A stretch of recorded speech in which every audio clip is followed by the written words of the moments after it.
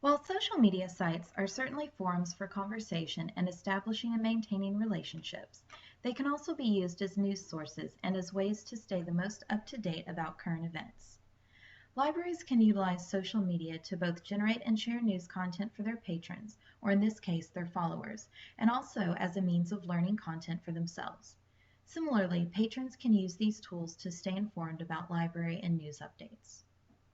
One of the first steps toward moving beyond socializing is to follow the social media accounts of organizations and professionals that are relevant to your information needs.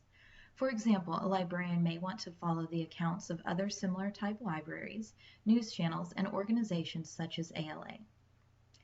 Next, these followed pages can be sorted into lists based on categories and information types that can be used as filters to weed out updates from other pages or friends that a user may follow, but may not find to be pertinent to his or her information needs.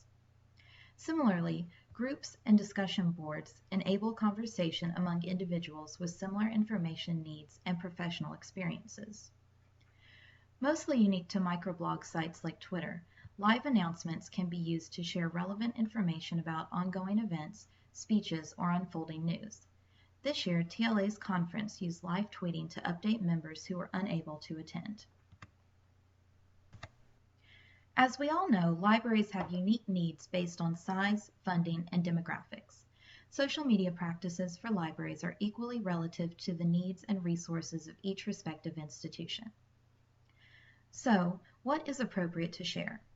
This will largely depend on the type of patron that your library serves.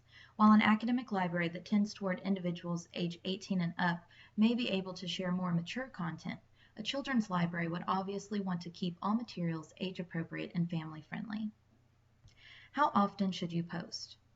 Regular posts are vital to keeping followers for generating the most traffic to your pages. However, posting too many times a day can cause you to lose followers. Consider the best time of day when the majority of your followers are active. Should comments from followers that are posted to your page be monitored or censored? Again, this may depend on the type of patrons you serve, where your library's funding originates, or your overall philosophy as an institution toward decorum.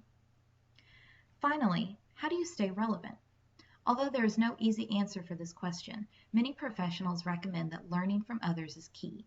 See what other institutions are sharing, whether certain types of media seem to be the most popular, and try to keep current with social media developments.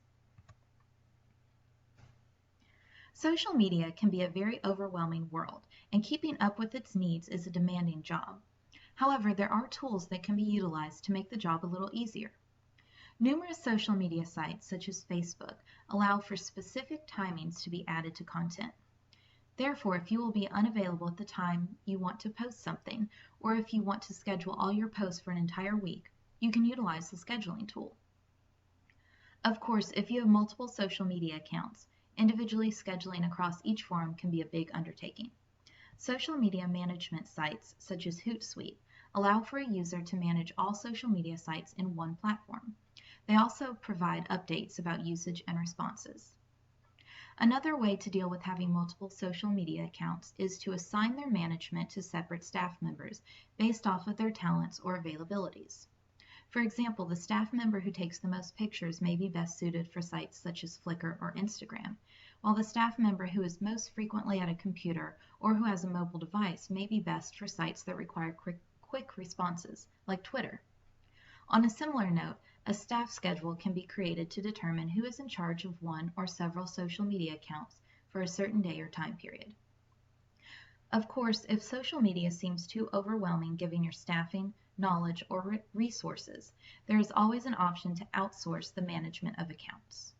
If this is done, it is important to establish clear guidelines and expectations for the accounts and to ensure that the outsourcing company will respect your institution's policies and procedures. Once again, the policies that a library determines will differ depending on an institution's philosophy toward social media, but separate policies may be established for the institution as a whole, employees, and patron use within the library. There are several things to consider when developing policies for library staff members. Can employees use personal social media sites during work time? Even if a library has a social media presence that employees maintain, they may not want those employees using work time to peruse their personal accounts. Are employees' personal sites subject to monitoring by employers, and can that lead to disciplinary action? Of course, a good rule of thumb for employees is to never post negative comments about employers or patrons. Does the establishment have an overall social media philosophy that must be maintained? For example, are you to only share positive information, and can you post from outside sources? As mentioned before, knowing what is appropriate information to share is vital. Now, for patrons, there are other policies to consider. If the library has a social media presence, are patrons allowed to use social media on those institutions' computers? If so, is there a time limit on computer use or on non-research oriented tasks? And finally, are patrons and staff members allowed to be friends or followers of each other's sites? For example, working at a school library may mean that it is unwise for a staff member to friend a student on Facebook. We hope that you have found this information helpful in your consideration of social media for your library. Now, if you return to the class session, Ryan and I will be available for questions.